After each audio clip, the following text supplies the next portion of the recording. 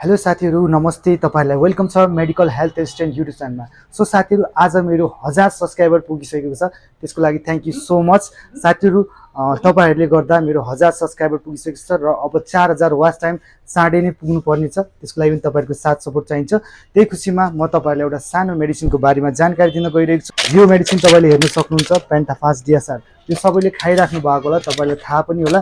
साथीहरू म यो औषधिको एडभर्टाइज गर्न खोजेको हैन म प्रचार गर्न खोजेको हैन, यसको बारेमा सानो जानकारी दिन गइरहेको छु। साथीहरू यो मेडिसिन हाम्रो पेन्टाफास्ट डिएसआर भनेको छ। यसको कम्पोजिसन के छ तपाईहरुलाई म बताउँछु। यसमा हजुरले हेर्न सक्नुहुन्छ पेन्टाप्राजोल 40 mg, डोम्पेरिडोन 30 mg हुन्छ साथीहरू यो मेडिसिन हामीले चाहिँ ग्यास्ट्राइटिस यानी कि तपाईको पेटमा जलन, एपिगेस्ट्रिक रिजनतिर पेन हुने हैन, तपाईको जलन हुने, छाती जलन हुने, पेट फुले जस्तो हुने, वकवकी लाग्ने, उल्टी आउने जस्तो समस्या छ भने तपाईहरुले यो मेडिसिनको प्रयोग गर्न सक्नुहुन्छ साथीहरू यो तपाईहरुले मार्केटमा कुनै पनि मेडिकलमा पाउन सक्नुहुन्छ।